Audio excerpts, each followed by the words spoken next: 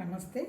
మనము భగవద్గీతని ప్రస్తుత పరిస్థితుల్లో ఎలా అర్థం చేసుకోవాలి అనేటువంటి విషయం గురించి మనం శ్రవణం చేసుకుంటూ ఉన్నాము. ఆ తర్వాత శ్రవణం తర్వాత మననం చేయాలి. ఆ తర్వాత నిధిధ్యాసలో ఉండాలి. ఆ తర్వాత సాక్షాత్కారం అంటే ఏంటి అంటే అది అనుభవానికి తెచ్చుకోవాలి, అదేంటో తెలుసుకోవాలి. ఇది సత్యం నిజం చెప్పాలంటే. కాకపోతే మన వాళ్ళందరూ ఎవరితోనే ఈ ఆధ్యాత్మికత అంటే ఏంటి అనేటువంటి విషయం డిస్కషన్ వచ్చినప్పుడు ఏమంటారు, నేను చాలా అందరి మంచి కోరుకుంటాను, అందరికీ మంచి చేస్తాను, ఆ తర్వాత మంచిగా ఉంటాను, నా హృదయం చాలా పద్ధతిగా ఉంటుంది, అంత లవ్ ప్రేమ అన్నట్టు అంటుంటారు. ఎవరినన్నా మీరు వినండి, నోటికి 90 మందిలో నుంచి వచ్చేది ఏంది ఆధ్యాత్మికత అంటే ఏముంది, మంచి మాట్లాడటం మంచి చేయటం, ఇంతకంటే ఏముందా అని అంటుంటారు. 100% అది కాదు. అది చేస్తాము, జరుగుతుంది. అది ఒక డిఫరెంట్ ఆస్పెక్ట్. విషయం ఏంది, సత్యాన్ని 100% పర్ఫెక్ట్గా అర్థం చేసుకోగలిగి దాన్ని ఆచరణకు తెచ్చుకొని ఆ బీయింగ్ అంటే ఆ స్థితిలో ఉండగలగడాన్ని సత్యం అంటున్నారు. అంతే. అంటే సత్యం అంటే ఏదో ప్రపంచానికి మంచి చేయడమో, లేకపోతే మనం దానం చేయటమో, లేదా నేను చాలా మంచిదాన్ని నేను అనుకోవటమో అవన్నీ కాదు. కాకపోతే దానికి ఇప్పుడు మనం ఏం చదువుకుంటున్నాం భగవద్గీతలో, అన్నిటికీ మూలం ఏంటి, నాది అనేటువంటి ఐడెంటిటీ. ఎక్కడైతే ఆ ఐడెంటిటీ ఉంటుందో అక్కడ అహంకారం ఉంటుంది. అహంకారం ఉన్న చోట మమకారం ఉంటుంది. అంటే ఏంటి, అటాచ్మెంటు అంటే మోహం. అహంకారం అంటే ఏంటంటే ఇగో, నేను తప్ప ఇంకెవరు ఇలా చేయలేరు అనేటువంటి భావం. దానివల్ల ఏమవుతుంది, సుఖంగా ఉంటారా? 100% ఉండరబ్బా. చూడండి, మీరు కావాలంటే ఎక్కడ అహంకారం ఉంటుందో అక్కడ దుఃఖం ఉంటుంది. అహంకారం లేని చోట దుఃఖం ఉండదు. ఎందుకు? అహంకారం లేదు కదా, అందుకని బయాస్ లేదు కాబట్టి విషయాన్ని సక్రమంగా అర్థం చేసుకుంటూ ఇది సహజమే కదా, దీనికంత విలువ ఇవ్వాల్సిన అవసరం లేదు కదా అనేటువంటి విషయాన్ని గ్రహించుకోగలుగుతారు. ఇప్పుడు మనకేంటి, మన ఉపనిషత్తుల గురువులు మరి 1000 సంవత్సరాల నాడు రాశారో, లక్షల సంవత్సరాల నాడు రాశారో మనకు అదంతా తెలియదు. కానీ వాళ్ళు స్వచ్ఛంగా ఉన్నటువంటి ఆ మహానుభావులు పరమాత్మతత్వంతో దగ్గరగా ఉండి దర్శించి అర్థం చేసుకొని అనుభవానికి తెచ్చుకొని అది బోధించడం చేశారు. ఆ తర్వాత అందువల్ల ఇప్పుడు ఒరిజినల్గా మనం ఏమంటున్నాము, వేదాలు అంటాం. వేదాలంటే ఏం లేదు, తెలుసుకోవటం అని అర్థం, అంతకంటే ఇంకేం లేదు. ఈ ఋషులు తెలుసుకున్న తర్వాత వీటన్నిటినీ క్రోడీకరించి మన వ్యాస భగవానుడు, అందుకే ఆయనకి వేద వ్యాసుడని పేరు వచ్చింది. 4 వేదాలుగా, ఉపవేదాలుగా, వేదాంగాలుగా, ఉపనిషత్తులుగా ప్రాసెస్ చేసి చివరికి ఇదంతా అర్థం చేసుకొని తర్వాత ఉపనిషత్తుల సారము ప్లస్ బ్రహ్మసూత్రాలు, భగవద్గీత, ఇదంతా ఈ 3 వచ్చి ప్రస్థానత్రయం అంటారు. ఏంటి, భగవతత్వానికి సంబంధించిన విషయాన్ని మనం అవగాహన చేసుకోవటానికి ఇది ప్రయాణం అన్నమాట. దీన్నే శాస్త్రం అన్నారు. మిగిలిందంతా ఓకే, మనం ఎలా లైఫ్ని లీడ్ చేయాలి, ఈ పుట్టుక, తర్వాత మన వ్యవస్థ, ఆ తర్వాత మరణము, తర్వాత మామూలుగా ఇంకా శిక్షా, స్మృతి, ఆరోగ్యం అన్నీ మన జీవనానికి సంబంధించినవన్నీ ఉన్నాయి. ఎవరిని అడిగినా సరే ఇది బేస్ వచ్చి వేదం అనే చెప్తారు. ఎందుకంటే అంత మెటీరియల్ ఉంది. అంటే సనాతన ధర్మంలో ఏంటంటే వేదం అంటే ఏముంది, ఎవరికి తోచినది, ఎవరు ప్రాసెస్ చేసినది వాళ్ళు ఒక ప్రాసెస్ చేస్తే దాన్ని ఆచరించుకుంటూ పోతే అది బాగుందనేటప్పటికి ఒక ఆచారం, సాంప్రదాయం వచ్చింది. ఇవన్నీ కూడా కల్ట్ల కిందకు వచ్చేసాయి. కాకపోతే ఉపనిషత్తులు మాత్రం కల్ట్ కాదు. అదేంటి, భగవతత్వానికి సంబంధించినటువంటి 100% జ్ఞానం. దానికి పరికరం అంటే శాస్త్రం అన్నాడు. శాస్త్రం అంటే ఏంది, ఒక ప్రయోగంలో వచ్చినటువంటి మెటీరియల్ అన్నమాట. ఇక్కడ మనకు ప్రయోగం ఎవరు, మన మనస్సు, మన శరీరం, మన ప్రాణం. వానికి వచ్చేటువంటి లాభం ఏంటి, అది దానికి ఉన్నటువంటి లాభం పరమాత్మ తత్వమే అనేటువంటి విషయాన్ని గ్రహించడం. అంటే ఏంటి, ఇది ఒక శాస్త్రం అనమాట. సరే, ఇప్పుడు ఇక్కడ ఏమైంది, ఇప్పుడు సిచ్యుయేషన్ సృష్టిస్తారు. ఎందుకంటే ఏదైనా సరే ఒక విషయం మనిషి అభివృద్ధి కిందకి వెళ్ళాలి అంటే ఏ సిచ్యుయేషన్ వచ్చినా తనని తను మార్చుకోవటానికి వచ్చేవి. ఇప్పుడు ఇక్కడ మన భగవాన్తో అర్జునుడు ఎన్నో వందలు కాదులేండి, ఒక 80-85 సంవత్సరాల నుంచి ఇద్దరు స్నేహంగా మూవ్ అవుతున్నా ఎప్పుడు జ్ఞానానికి గురించినటువంటి డిస్కషన్ అది రాలే. మన అర్జునుడు వచ్చేసేటప్పటికి అతను ఏంటి, పార్థుడు, తర్వాత ఇంకోటి ఏంటి, కీర్తి, ఇలా ఇన్ని పేర్లు ఉన్నాయి. విజయుడు అంటే ఏంటి, తనకు సంబంధించినటువంటి యుద్ధ విద్యలందరూ కానీ వండర్ఫుల్గా ఒక స్టేజ్కి వెళ్ళినవాడు. ఇట్లాంటి సిచ్యుయేషన్లో సరే కౌరవులకి పాండవులకి రాజ్యం గురించి తగాదు వచ్చింది. సరే ఎనీహో యుద్ధం డిక్లేర్ అయిపోయింది. యుద్ధ భూమిలో ఉన్నప్పుడు అప్పుడు యుద్ధానికి వెళ్ళినప్పుడు అర్జునుడు చూసేసి ఇక నా వల్ల కాదు, ఈ గురువు గారు ఎవరు ద్రోణాచార్యుడి దగ్గర నేను నేర్చుకొని ఈ స్థితికి వచ్చాను, ఆ తర్వాత మా తాత భీష్ముడు ఉండబట్టే మేము ఇంత స్థితిలో ఉన్నాము, ఆ తర్వాత మిగిలిన వాళ్ళు దుర్యోధనుడు వీళ్ళందరూ కూడా మా బాబాయికి అదే మా పెదనాన్నకు సంబంధించిన పిల్లలే, అంతా మా వాళ్ళేను, వీళ్ళందరినీ చంపేసి నేనేం సాధించాలి, ఇంకా నాకు అసలు వద్దు, కాకపోతే అడుక్కొనైనా తింటా కానీ నేను వీళ్ళందరినీ చంపి నేను ఎంజాయ్ చేయలేను అని కూర్చుంటాడు. అప్పుడు ఏం చేస్తాడు, అప్పుడు భగవాన్ యుద్ధభూమిలో చూస్తాడు కంప్లీట్గా ఆయన నన్ను అడిగిన దాకా చెప్పకూడదనేటువంటి స్థితిలో ఉండి చివరికి నేను గురువుగా స్వీకరిస్తున్నాను, నువ్వే నీకు సరెండర్ అయిపోతున్నాను, నువ్వే నాకు చెప్పాలి అన్న భావం వ్యక్తం చేసిన తర్వాత ఓకేనయ్యా నీకు సత్యం అసత్యం ఏంటో చెప్తాను, చక్కగా అర్థం చేసుకో ఇక్కడ అని చెప్పేసి మొదలుపెట్టి చెప్తాడు. ఏం చెప్తాడు, నీకు ఒక శరీరం ఉంది, ఫస్ట్ కర్మయోగం జ్ఞానయోగం సాంఖ్యయోగం అని చెప్తాడు. సాంఖ్యం అంటే ఏం లేదు, సత్తు అసత్తు ఉన్నదంతా ఒకటే, ఆ ఒకటి నుంచే మిగిలిందంతా వ్యక్తమైంది, అదే భగవతత్వం, మిగిలిందంతా కూడా ప్రకృతి. ఎవరైతే ఈ విషయాన్ని తెలుసుకొని భగవతత్వంలో ఉండి ప్రకృతిని ఎంతవరకు ఉంటారో అంతవరకు ఉండడం జరిగితే వాళ్ళని జ్ఞాని అన్నారు. అదేమో దాన్ని ఏమంటారు, స్థితప్రజ్ఞత అంటారు. దేనికి వాళ్ళు పొంగరు, కాకపోతే వాళ్ళ ద్వారా జరగాల్సినవన్నీ జరిగిపోతున్నాయి, అదొక జ్ఞానస్థితి. తర్వాత ఇంకోటి కర్మయోగం చెప్తాడు. ఏంటి కర్మయోగం, నీ దగ్గర ఒక శరీరం ఉంది, నీ దగ్గర ఒక ప్రాణశక్తి ఉంది, నీ దగ్గర ఒక మనసు ఉంది, ఈ శరీరాన్ని నువ్వు ధర్మానికి ఉపయోగించాలి. ధర్మం అంటే ఏంటి, నీకు ఏది అందితే అది ధర్మం. ఆ ధర్మలో ఏంటి, నువ్వు నిర్వర్తించే కర్మని అకర్మలాగా చేయాలి. ఎందుకంటే నాదే అన్నప్పుడు కర్మ అయిపోతుంది, ఇది నాది కాదు అన్నప్పుడు అకర్మ అయిపోతుంది. ఎప్పుడైతే అకర్మ భావంలో నువ్వు చేసుకుంటూ పోతావో జరిగేదంతా ఒక యజ్ఞంలాగా చేస్తావు. తర్వాత దాని నుంచి నువ్వేమి ఫలితం ఆశించలేదనుకో, లాభ నష్టాలతో నీకేం పని లేదు. దానివల్ల నీకు వచ్చేది ఏంటి, కర్మ వల్ల మనసు నిశ్చలం అవుతుంది అంటాడు. ఆ తర్వాత మనసు నిశ్చలమైన తర్వాత ఏమవుతుంది, మళ్ళీ భక్తికి వెళ్తాడు. భక్తిలో ఏం చెప్తాడు, భక్తిలో అనన్య భక్తి అంటే ఏంటి, ఒకే విషయం మీద మనసు నిలబెట్టడాన్ని భక్తి అంటారు. ఇప్పుడు కర్మ వల్ల ఏమొచ్చింది, మనసు నిశ్చలమైంది. భక్తి వల్ల ఏమైంది, ఈ నిశ్చలమైన మనసులో ఒకే ఒక విషయాన్ని అనన్య భక్తితో భగవతత్వం తప్ప ఇంకేమీ లేదు అనేటువంటి విషయంగా నిలబెట్టగలిగిన వాడిని భక్తుడు అంటాడు. ఈ భక్తుడికి ఏంటి, ఒకే దాని మీద నిలబెట్టాడు అంటే అర్థం ఏంటి, ఎదురుగా కనపడుతున్న దాన్ని కూడా పరమాత్మతత్వంలో నుంచి వచ్చింది, ఇక్కడ నేను చేస్తున్నదంటూ ఏం లేదు, మన ద్వారా జరిగిపోతుంది, ఉన్నదంతా భగవతత్వమే, నాకు ఆ భగవతత్వం తప్ప ఇంకో దాంతో సంబంధం లేదు అనేటువంటి విషయం మీద కనుక నిలబడితే అంటే సింగిల్ పాయింటెడ్నెస్ భక్తి. అంటే ఇంతమంది దేవతలు ఆ కోరిక ఈ కోరికగా తీర్చుకునేదాన్ని భక్తి యోగం అంటల్లా. భక్తి అంటే ఏంది, ఒకే విషయం మీద మనసు పెట్టడం అనన్య భక్తి. అది అయిపోయిన తర్వాత మళ్ళీ యోగం గురించి చెప్తాడు.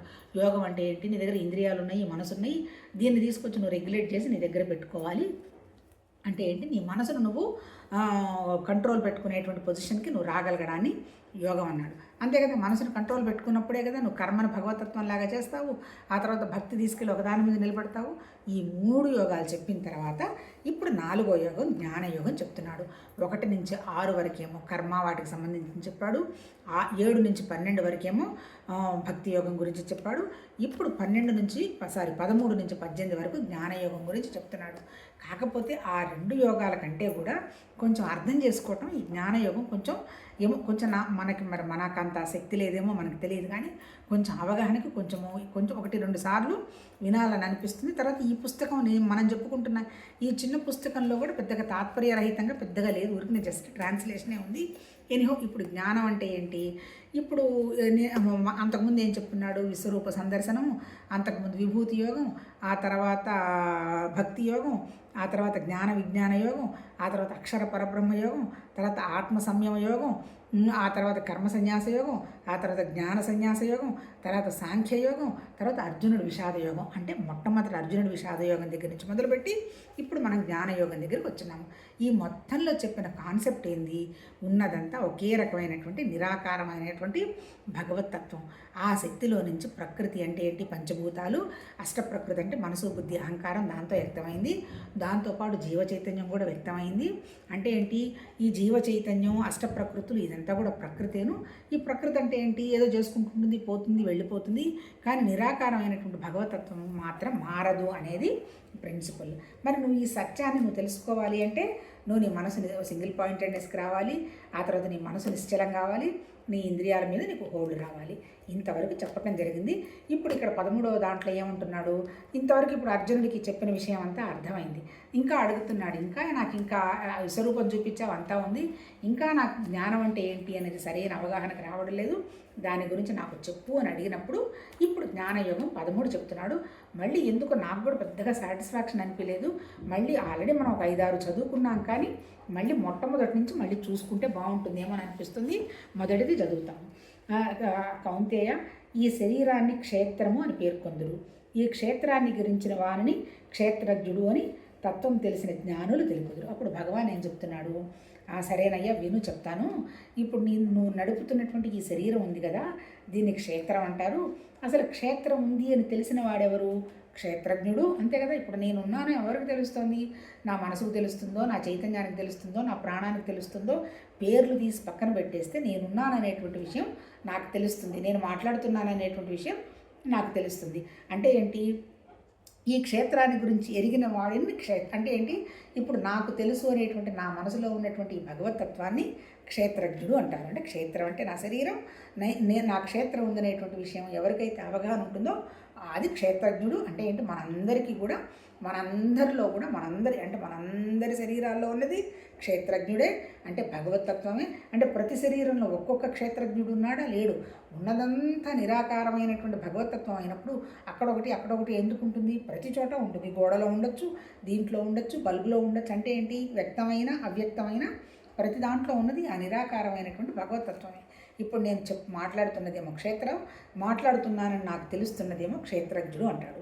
తర్వాత ఎవరికైతే ఈ తత్వం తెలుస్తుందో, ఈ తత్వం తెలిసినటువంటి జ్ఞానులు మనకి చెప్తారు అంటాడు. అంతే కదా.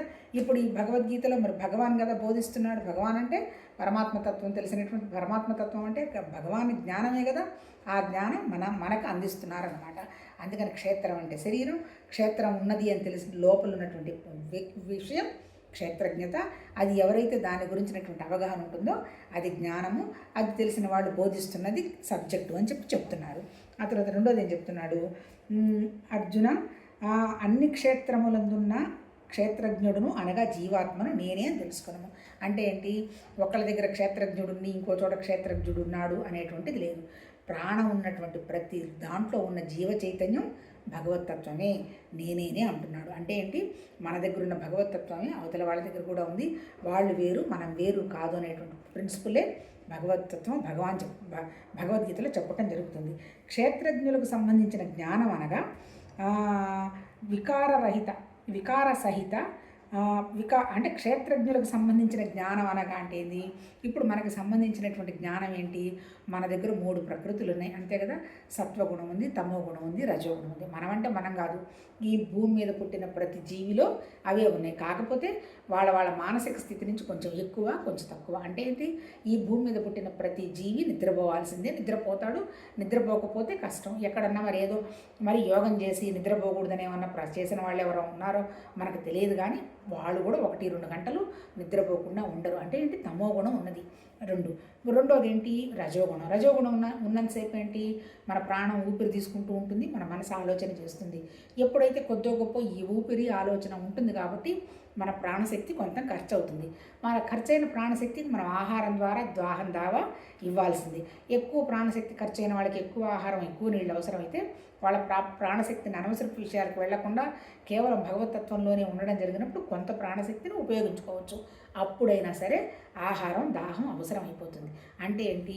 ఈ భూమి మీద పుట్టిన ప్రతి జీవిలో తమో గుణం ఉంది, రజోగుణం ఉంది. తర్వాత ఇంకో 3వ గుణం ఏంటి? సత్వగుణం. అంటే ఏంటి? ఓన్లీ భగవతత్వ జ్ఞానమే తెలుసుకోవాలి అనే అటువంటి ఆలోచన ఉండి ఉన్నప్పుడు ఏమవుతుంది? మనసు నిశ్చలంగా, ఎందుకంటే భౌతికంగా కనపడుతున్నటువంటి వాటి మీదకి వెళ్ళదు కదా, రజోగుణం తగ్గుతుంది. ఆ తర్వాత సత్యం అసత్యం అనేటువంటి విషయానికి కొంతగా వస్తున్నాడు కాబట్టి తమో గుణం తగ్గుతుంది. అప్పుడు ఎలా ఉంటుంది? అప్పుడు సత్వగుణంలో ఉంటారు. ఏమైనా ఇటు సత్వగుణం ఉన్నా మనసు ఆలోచన ఉంటుంది. అంటే మనసు ఆలోచన దాటిపోయిన స్థితే చైతన్యం కిందకు వస్తుంది. కానీ మన శరీరం ఉన్నంతకాలం మన 3 గుణాలు ఉంటాయి, సత్వగుణం, తమోగుణం, రజోగుణం. ఈ సత్వగుణం ఉన్నప్పుడు కూడా మన శక్తి కొంచెం ప్రాసెస్ తగ్గుతూనే ఉంటుంది. అందుకని ఏం చెప్తున్నాడు? ఈ 3 గుణాలు మనకి వికారాలు. అబ్బా వీడితో వికారం అండి అంటుంటారు కదా. వికారం అంటే ఏంటి? అనవసరంగా ఇంకొక రకంగా ప్రవర్తించడం.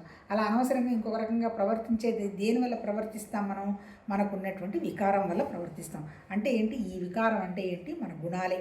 అంతే కదా. ఒక మనిషి మంచివాడు అంటాము, దేన్ని బేస్ చేసుకొని అంటున్నాము? వాళ్ళు చేసే పనులను బట్టి అంటాం. ఎందువల్ల వాళ్ళు ఆ పనులు చేయగలుగుతారు? వాళ్ళలో ఉన్నటువంటి గుణానికి అనుగుణంగా చేస్తారు. అంతే కదా. ఇప్పుడు తమో గుణం అనుకో, ఆశ, వేరే వాళ్ళది కావాలనే కోరిక, ఇవన్నీ వచ్చాయనుకో తమో గుణం. తర్వాత నేనే సాధించాలి, నేను తప్ప ఎవరు గెలవకూడదు అని పరిగెట్టి అవతల వాళ్ళని ఆలోచిస్తారనుకో రజోగుణం. అసలు నాకు ఇవేవి సంబంధం లేదబ్బా, నేను హాయిగా టయానికి ఇంత తినేదో ప్రశాంతంగా దేవుడి విషయం ఆలోచించుకుంటే చాలు అనేది తమోగుణం. సత్వగుణం. ఏమైనా 3 గుణాలు వికారాలే. అంటే ఏం చెప్తున్నాడు ఇక్కడ? క్షేత్రజ్ఞులకు సంబంధించిన అనగా జ్ఞానం అనగా, అంటే క్షేత్రానికి ఈ వికారాలు ఉన్నాయి, క్షేత్రజ్ఞతకి ఈ వికారాలు ఉన్నాయి. అంతే కదా. ఇప్పుడు నాది క్షేత్రం, ఈ క్షేత్రం ఉన్నదని ఎవరికి తెలుస్తుంది? క్షేత్రజ్ఞుడికి తెలుస్తుంది, అంటే నాకే తెలుస్తుంది. ఇప్పుడు నా మనసుకున్నటువంటి నాకు వికారాలు 3 ఉన్నాయిగా. అంటే సత్వగుణం ఉంది, తమోగుణం ఉంది, రజోగుణం ఉంది. అంటే ఈ 3 గుణాలకు సంబంధించిన విషయం వికారం అని చెప్పేదాన్ని వికార సహిత ప్రకృతి మరియు నిర్వికార పురుషుల తత్వాన్ని గురించి తెలుసుకునే జ్ఞానం. అంటే ఏంటి? ఈ క్షేత్రానికి 3 గుణాలు ఉన్నప్పుడు కొంచెం వికారం ఉంటుంది, దానికి సంబంధించిన విషయం చెప్పేది జ్ఞానమే. దాంతోపాటు ఏంటి? వికారం లేని స్థితి ఉన్నటువంటి నిర్వికార పురుషుల తత్వాన్ని గురించి తెలుసుకుంటే జ్ఞానం. మళ్ళీ ఇప్పుడు మన జ్ఞానం అంటే ఏమంటాం? ఊరికని ఒక నిర్వికల్పమైనటువంటి, లేదంటే ఒక పరమాత్మ తత్వం గురించి తెలుసుకోవటం ఒకటే జ్ఞానం కాదు. అంటే మన క్షేత్రానికి సంబంధించి, మన క్షేత్రజ్ఞతకు సంబంధించి కనుక్కోవటమే జ్ఞానం. మరి క్షేత్రజ్ఞతకు సంబంధించిన జ్ఞానం అంటే ఏంది? అది నిర్వికారం, నిర్గుణం, నిశ్చలం, తర్వాత కథలనిది అని చాలాసార్లు చెప్పుకున్నాం కదా. ఆ తత్వానికి సంబంధించిన విషయం మనం చెప్పుకోవటం, అర్థం చేసుకోవడం కూడా జ్ఞానమే అంటారు. అంటే అర్థమే అని ఇప్పుడు ఇక్కడ చెప్పింది ఏంది? ఈ 2 స్టాంజాస్లో క్షేత్రము, క్షేత్రజ్ఞుడు 2 ఉన్నాయి. ఈ రెండింటికి సంబంధించిన విషయాన్ని గ్రహించుకోవటాన్ని జ్ఞానం అన్నట్టు చెప్తున్నాడు.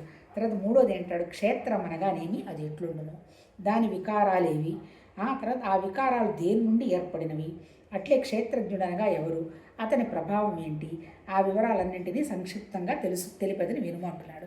ఇప్పుడు పైన చెప్పిన 2 పదాలకే ఇక్కడ మనకు చెప్తున్నాడు అసలు క్షేత్రం అంటే ఏంటి, ఎందుకు అసలు ఆ క్షేత్రానికి వికారాలు, క్షేత్రజ్ఞుడు అంటే అసలు ఎవరు, ఎక్కడుంటాడు, తర్వాత అని అసలు ఆ క్షేత్రజ్ఞుడు యొక్క ప్రభావం ఏంటి ఈ క్షేత్రం మీద, ఈ విషయం చెప్పమని అడుగుతాడు. ఇప్పుడు చెప్పిన 3 స్టాంజాల్లో ఏంటి? క్షేత్రం అంటే ఏంటి, క్షేత్రజ్ఞుడు అంటే ఎవరు, ఈ రెండింటికి సంబంధించిన విషయాన్ని తెలుసుకునేదాన్ని జ్ఞానం అంటాడు. క్షేత్రం అంటే మన శరీరం, క్షేత్రజ్ఞుడు అంటే మన శరీరంలో ఉన్నటువంటి మన చైతన్యం, భగవతత్వం. మరి ఈ మన క్షేత్రానికి వికారాలు ఉన్నాయి. ఎందువల్ల వికారాలు ఉన్నాయి? 3 గుణాల వల్ల ఉన్నాయి. ఈ 3 గుణాలు ఎక్కడి నుంచి వచ్చాయి? ఆ వికారాలు ఏంటి? తర్వాత క్షేత్రజ్ఞుడు ఉన్నాడు. ఎట్లా క్షేత్రజ్ఞుడికి విషయం తెలిసేటువంటి అవగాహన ఉంది? ఎక్కడున్నాడు క్షేత్రజ్ఞుడు? ఈ వివరాలని నాకు చెప్పవయ్యా అని అడుగుతున్నాడు. ఇప్పుడు ఏం చెప్తున్నాడు? 4వ స్టాంజాలో క్షేత్రజ్ఞుల తత్వాలను గురించి ఋషులెల్లరూ బహువిధాలుగా వివరించారు. అంతే కదా. మనకు ఏం చెప్పారు ఉపనిషత్తుల్లో? మన ఋషులు 4 మహావాక్యాలు చెప్పారు. ఏం చెప్పారు మహావాక్యాలు? ప్రజ్ఞానం బ్రహ్మ అన్నారు. అంటే ఏంటి? మన దగ్గర ఉన్నటువంటి ఆ పరమాత్మతత్వం యొక్క ప్రజ్ఞే బ్రహ్మ. అంటే బ్రహ్మ అనేది ఏంటి? బ్రహ్మ అంటే అర్థం వ్యాపించున్నది అని అర్థం. అంటే ఎక్కడైతే జ్ఞానం వ్యాపించుంటుందో, వ్యాపించున్నటువంటి జ్ఞానం ప్రజ్ఞగా ఉంటుందో అది బ్రహ్మ అని చెప్పారు ఫస్ట్ మహావాక్యం. అంటే ఏంటి? ప్రజ్ఞ అంటే ఏంటి? పరమాత్మతత్వం అంటే ఏంటి? ప్రజ్ఞ అంటే వ్యాపించున్నటువంటి ప్రజ్ఞ అన్నాడు మొదటి వాక్యం. రెండోది ఏమన్నాడు? తత్త్వమసి అన్నాడు. అంటే ఏంటి? తత్ అది, త్వ నేను, 2 ఒకటే అని చెప్పాడు. అంటే ఏంటి? తత్వ అంటే ఎవరు? క్షేత్రజ్ఞుడు. తత్ అంటే ఎవరు? శరీరం. ఈ 2 కలిపి ఒకటే అయింది ఏంటి? అస్మి, ఆనందం. అంటే ఏంటి? తత్వమసి అంటే ఒకటేనని చెప్పాడు. తర్వాత ఇంకేం చెప్పాడు? మూడో మహావాక్యం మన ఋషులు ఏం చెప్పారు? అయమాత్మ అహం బ్రహ్మాస్మి అన్నారు. ఎవరది? అహం అంటే ఎవరు? క్షేత్రం. బ్రహ్మ ఎవరు? పరమాత్మతత్వం. అహం బ్రహ్మాస్మి అంటే ఈ శరీరం, క్షేత్రజ్ఞుడు అంతా ఒకటేనని మళ్ళీ ఇక్కడ వస్తుంది. 4వ మహావాక్యం ఏంటి? అయమాత్మ బ్రహ్మ అంటే ఉన్నది ఒక్క బ్రహ్మమే, ఇన్ని లేవు అని చెప్పాడు. అంటే ఏంటి? నువ్వు బ్రహ్మమే, నేను బ్రహ్మమే, కనపడుతున్నదంతా బ్రహ్మమే. అంటే ఇక్కడ అర్థం ఏంటి? నిరాకారమైనటువంటి భగవతత్వం ఇక్కడ ఎక్స్ప్రెస్ అయింది కాబట్టి, మేనిఫెస్ట్ అయింది కాబట్టి, అన్మానిఫెస్ట్ అయినటువంటి నిరాకారమైనటువంటి శక్తి బ్రహ్మమే, మేనిఫెస్ట్ అయినటువంటి ఈ ప్రకృతి బ్రహ్మమే. అంటే అక్కడి నుంచి ఇక్కడ వచ్చినవే అవన్నీ. అంటే ఆ చైతన్యం మనలో ఉండబట్టేగా మనం మాట్లాడుతున్నాం. అంటే నేను, నువ్వు భగవతత్వమే. ఆ కనపడుతున్నది కనపడని నిరాకారం బ్రహ్మత్వమే. సర్వత్రా వ్యాపించినటువంటి మొత్తం బ్రహ్మత్వమేనని మన ఋషులు చెప్పారు. అంటే అర్థం ఏంటి? క్షేత్రము భగవతత్వంలో నుంచి వచ్చింది, క్షేత్రజ్ఞుడు భగవతత్వమే అయ్యున్నాడు. ఈ రెండు ఉన్నాయి అనేటువంటి విషయం ఏంటి? దేనికి ఉన్నది? ఇచ్చ తీర్చుకోవటానికి ఉన్నది, ఆనందం కోసం ఉన్నది. ఇదే క్షేత్రజ్ఞుడు నేనే శరీరం అనుకున్నాడు. శరీరము, తర్వాత దానికి సంబంధించిన కోరికలు, మనసు, ప్రాణం, బంధువులు, వస్తువులు అలా వెళ్ళిపోతాడు.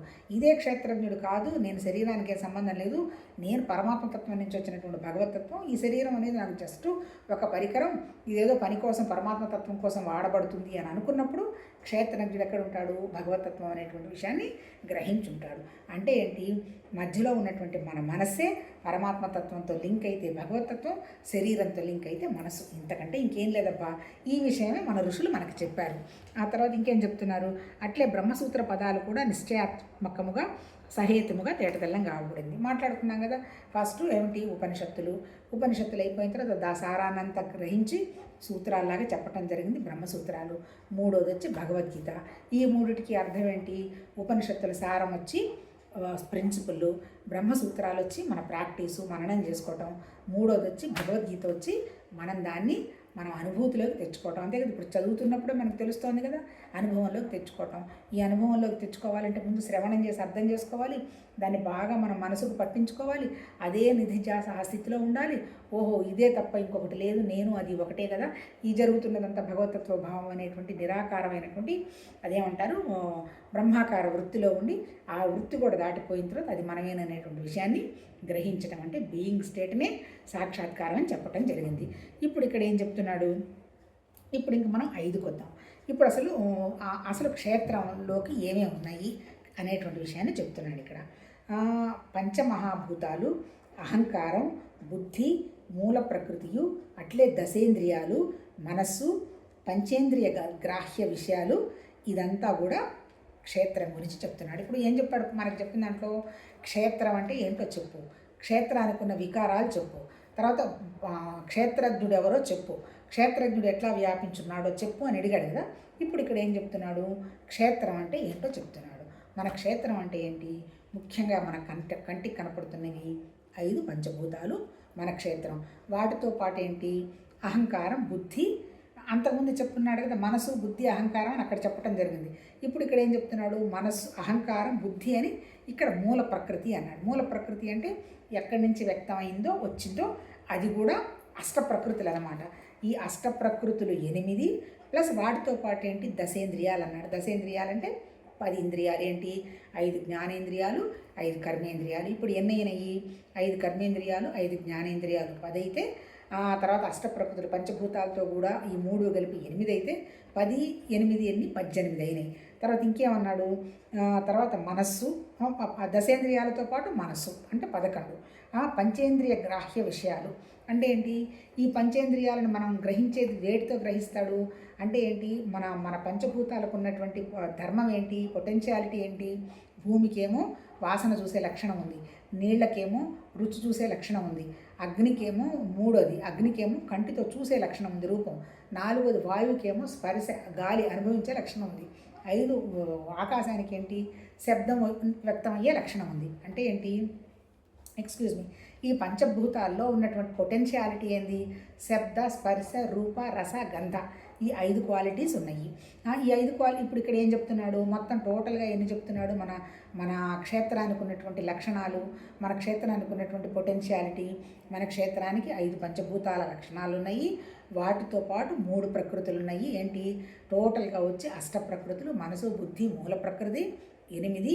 అది అయిపోయిన తర్వాత 5 కర్మేంద్రియాలు, 5 జ్ఞానేంద్రియాలు 10, అవి 8, ఇది 10, 18. దీంతో పాటు 1 మనస్సు 19. ఈ 19తో పాటు 5 లక్షణాలు. ఏంటి? శబ్ద, స్పర్శ, రూప, రసగంధ తన్మాత్రలు అంటారు, చెప్పుకున్నాం కదా.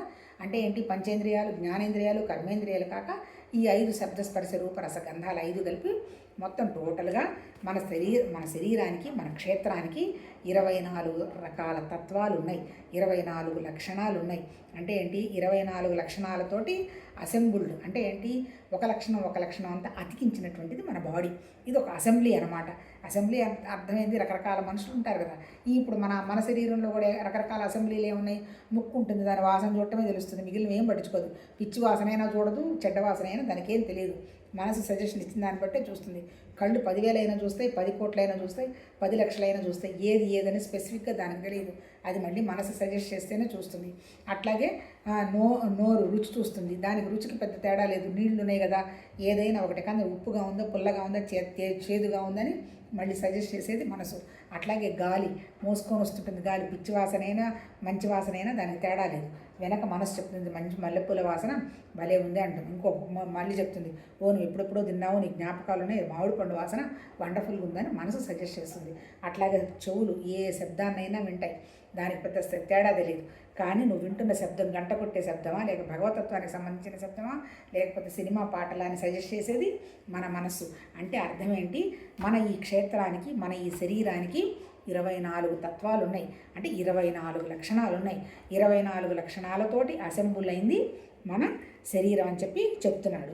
ఆ తర్వాత ఏంటి, ఈ 24 లక్షణాల తత్వాలతో ఈ అసెంబుల్ అయినటువంటి మన శరీరానికి రకరకాల వికారాలు ఉన్నాయి. అంతే, రకరకాల వికారాలు. ఆ వికారాలు ఏంటో ఇప్పుడు 6వ దాంట్లో చెప్తున్నాడు. ఇచ్ఛ, ద్వేషం, సుఖం, దుఃఖం, స్థూల శరీరం, చైతన్యం, ధృతి అను వికారాలతో కూడిన క్షేత్ర స్వరూపం సంక్షిప్తంగా పేర్కొనబడింది. ముఖ్యంగా ఎందుకు వచ్చింది ఈ శరీరం అసలు నిజం చెప్పాలంటే, ఇప్పుడు ఏమన్నారు, క్రియాశక్తి, తర్వాత జ్ఞానశక్తి, ఇచ్ఛాశక్తి అన్నారు. అంటే ఏంటి, మన శరీరానికి ఫస్ట్ లక్షణం ఏంటి, ఇచ్ఛ. అంతే కదా, మన మనసుకు ఉన్నటువంటి ఫస్ట్ ఏంటి, కోరిక, ఇచ్ఛ. తర్వాత ఇచ్ఛ ఉంటుంది, కోరిక లేకపోతే ద్వేషం ఉంటుంది. ఆ తర్వాత సుఖం ఉందామనుకుంటుంది, లేదంటే దుఃఖం ఉంటుంది. ఆ తర్వాత స్థూల శరీరం అంటే ఒక శరీరం ఉంది, మనకు ఒక బాడీ ఉంది. అంతేకాదు క్షేత్రం అంటే దానికి ఒక స్థూల శరీరం అని పేరు పెట్టుకోవచ్చు, ఒక గ్రాస్ బాడీ. ఆ తర్వాత దీంట్లో ఇంకా ఏముంది, చైతన్యం. చైతన్యం అంటే ఏంటంటే కాన్షియస్నెస్ కాదు, ఇక్కడ చేతన అంటే లైఫ్ ఫోర్స్. అంతే కదా, నిరాకారమైనటువంటి పరమాత్మ తత్వంలాగా ఈ ప్రకృతి అష్టప్రకృతులు వ్యక్తం అయిపోయిన తర్వాత దాంతోపాటు జీవ చైతన్యం కూడా వ్యక్తమైంది అన్నారు. అంటే ఏంటి, ఫస్ట్ భూమి మీదకి వచ్చింది లైఫ్. అంటే లైఫ్ ఉన్నదని తెలిసింది మన మనసుకి. అందుకని లైఫ్ని ఏమన్నారు, ప్రాణశక్తి అన్నారు. తెలియడాన్ని ఏమో జ్ఞానశక్తి అన్నారు మన మనసు. అదే శరీరం వరకే ఉంటే మనస్సు, శరీరాన్ని కనుక దాటి వెళితే జ్ఞానం, ఆత్మజ్ఞానం అంటున్నాం కదా, వ్యాపించున్నది. ఇంకా అది కూడా దాటిపోతే బ్రహ్మజ్ఞానం, అంటే అనంతం అనమాట, లిమిట్ లేదనమాట. అట్లాగే ధృతి అంటే కూడా అనంతం అనమాట. అను వికారాలతో కూడిన క్షేత్ర స్వరూపం సంక్షిప్తంగా పేర్కొనబడింది. పైన అసలు మన శరీరం అంటే మనం ఏంటి, క్షేత్రం అంటే ఇచ్ఛ, ద్వేషం, సుఖం, దుఃఖం, స్థూల శరీరం, దాంతోపాటు చైతన్యంతో పాటు వ్యాపించినటువంటి ఒక ధృతి, ఇవన్నీ కూడా మన శరీరం అని చెప్తున్నాడు. రేపు చూద్దాం ఇంకా దీంతో పాటు ఇంకా ఏం చెప్తున్నాడు. చాలామంది ఇప్పుడు ఇందాక మనం మాట్లాడుకున్నాం కదా, నేను చాలా మంచిదానండి, చాలా త్యాగం దైవగుణం ఉంది నాకు, అందరికి దానం చేస్తానంటాడు. అవన్నీ కాదు, ఇక్కడ మనకి ఒక 20 లక్షణాలు ఇచ్చాడు. ఏంటి అసలు జ్ఞానం అంటే ఏంటి, జ్ఞాని ఎలా ఉండాలి, ఆ స్థితి కనుక ఉంటే అప్పుడు దానికి ఆపోజిట్గా ఉన్నది ఏంటి, అజ్ఞానం. ఆ అజ్ఞానం కనుక లేకపోతే జ్ఞానస్థితిలో ఉన్నట్టు. మనం పరిశీలించుకోవాలంటే ఈ 20 లక్షణాలు ఉన్నటువంటి జ్ఞానమైనటువంటి స్థితులు మనలో ఏమన్నా ఉన్నాయా లేవా అని మనం పరిశీలించుకోవచ్చు. వాటికి సంబంధించినవన్నీ కూడా రేపు చదువుకుందాం. రేపు వచ్చి 7 ఏంటి అసలు జ్ఞానం అంటే ఏంటి, ఈ జ్ఞాన లక్షణాలు ఏంటి, అజ్ఞానం ఏంటి, ఆ తర్వాత మనల్ని మనం ఎట్లా ఎనలైజ్ చేసుకోవచ్చు. ఇప్పుడు మనం చేసేది ఏంటి, ఎంతసేపటికి మనల్ని మనం ఎనలైజ్ చేసుకోము. ఎంతసేపటికి నాలో ఈ మంచి లక్షణాలు ఉన్నాయని మనం ఊహించేసుకొని పక్క వాళ్ళని ఇవాల్యుయేట్ చేస్తూ ఉంటాము. అలా ఇవాల్యుయేట్ చేయకుండా మనల్ని పరిశీలించుకునేదే దాన్ని ఏమంటారు, ఆధ్యాత్మిక సాధన. ఆధ్యాత్మిక సాధనలో మనమే తపస్సు చేసుకోవాలి, మనమే తెలుసుకోవాలి తప్ప పక్క వాళ్ళని ఫోర్స్ చేసేది ఆధ్యాత్మిక సాధన కాదు. అంటే మనం వచ్చింది మనం ఇవాల్వ్ అవ్వడానికి. ఇవాల్వ్ అవ్వడం అంటే మనమే భగవతత్వం అనేటువంటి అవగాహనకు వచ్చినప్పుడు మనకు శరీరానికి సంబంధించి తయారు చేసుకున్నటువంటి భౌతికమైనవి ఏవి కూడా మన పిసరంత కూడా ఇబ్బంది పెట్టవు. అదే నిన్ను నువ్వు తెలుసుకో అంటే అర్థం. అంతే కదా, కర్మయోగంలో మనసు నిశ్చలమైంది, భక్తి యోగంలో ఒకే విషయం మీదకి వచ్చేసాము, తర్వాత రాజయోగంలో వచ్చేసేటప్పటికి మనసును మనం కంట్రోల్ పెట్టుకున్నాం. అసలు ఈ మనసు అంటే ఏంది, ఏంటి మనసు అంటే ఏంటి, శరీరం అంటే ఏంటి, ప్రాణం అంటే ఏంటి, క్షేత్రం అంటే ఏంటి, క్షేత్రజ్ఞుడు అంటే ఎవరు అనేటువంటి విషయాన్ని మనం ఇప్పుడు ఇక్కడ జ్ఞానయోగంలో మనం ఫస్ట్ 13 చాప్టర్లో చదువుకుంటున్నాము. క్షేత్రం అంటే మన శరీరం 24 లక్షణాలతో ఉన్నది. ఈ 24 లక్షణాలని అబ్జర్వ్ చేస్తున్నది ఎవరు? క్షేత్రజ్ఞుడు ఉన్నాడు. క్షేత్రజ్ఞుడు అంటే భగవతత్వం. ఇప్పుడు నేను క్షేత్రజ్ఞున్నా కాదా, నాకు ఆ జ్ఞానం ఉందా లేదా అని గ్రహించుకోవాలంటే రేపు 20 చెప్తున్నాడు. దాన్ని బట్టి అది మనం జ్ఞానస్థితిలో ఉన్నామో అజ్ఞాన స్థితిలో ఉన్నామో మనమే కనుక్కోవచ్చు. చాలామంది అంటుంటారు మీ కండిషన్ బాగుందండి, మీ కండిషన్ బాగుంది అంటారు. అంటే కండిషన్ అంటే మీ స్థితి, ఎవరి స్థితిని ఎవరికి చెప్పరు, ఎవరి స్థితి వాళ్ళకే తెలుస్తుంది. ఇప్పుడు అంతే కదా, నా ఆలోచన ఎలా ఉందో నాకే తెలుస్తుంది కానీ పక్క వాళ్ళకి ఏం తెలుస్తుంది. రేపు చెప్పే 20 పాయింట్లలో మన స్థితి ఏదో మనం కనుక్కుందాం, చూద్దాం. నమస్తే.